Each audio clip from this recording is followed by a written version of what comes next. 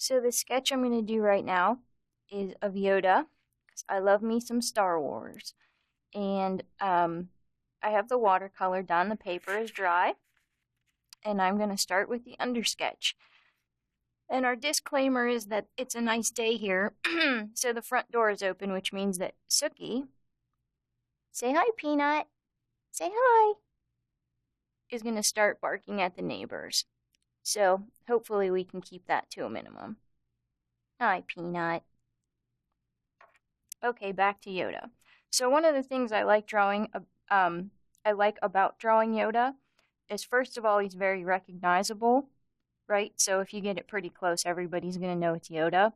But also, he's really easy to break down into shapes, which we talked about before, right? We have just a general oval as his head, triangles as ears, and he's got these sort of really interesting lines and shapes around his eyes and nose, clearly due to his age.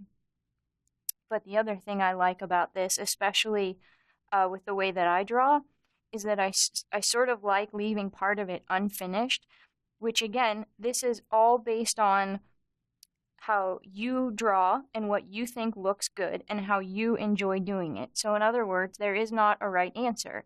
Maybe you would rather do it and finish and render the entire thing, and that's fine, then that's what you should do. So I'm going to start with my undersketch, and I would like to have Yoda placed more on the right side of the page and maybe not have this whole ear included in the drawing, just to make the composition a little more interesting. That's why I'm going to do it that way. So I'm going to start with my Prismacolor pencil for the undersketch, and I'm just going to work nice and loose from the elbow and sort of put down an oval for the head.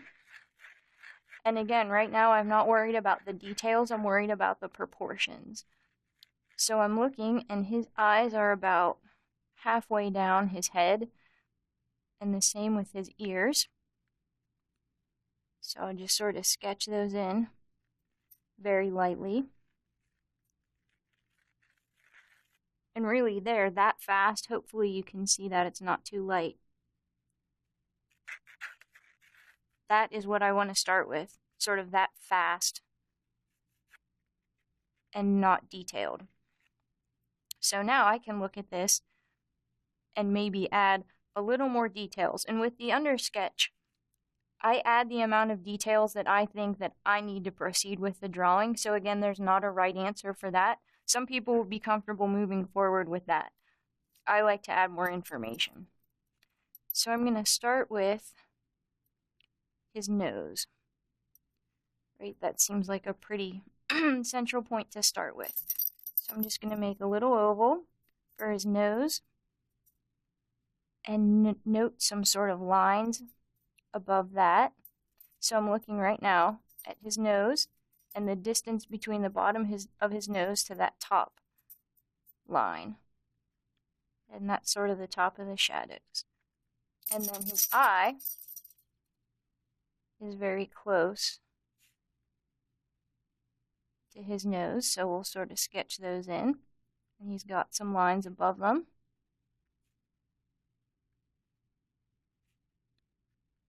Put some pupils in.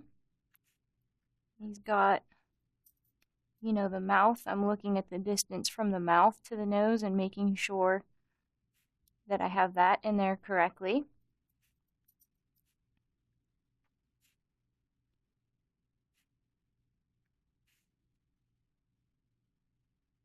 And then I'm looking at the distance from the corner of his eye to his ear, right? And making sure I get that distance correct.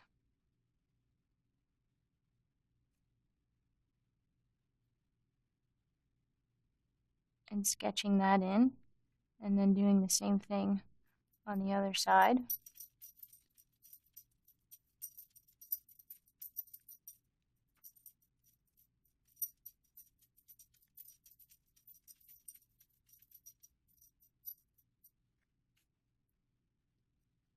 And then his head is not exactly an oval, even though we broke it down into that shape. It sort of comes to more of a point at the top. So I'm going to sort of amend my initial sketch by doing that. He's got some lines up here. So now this part, for example, is all really dark. I can't see a lot of detail in here, but I can see things like, the distance from the top of this shoulder to the bottom of his ear. And I can sort of work that in.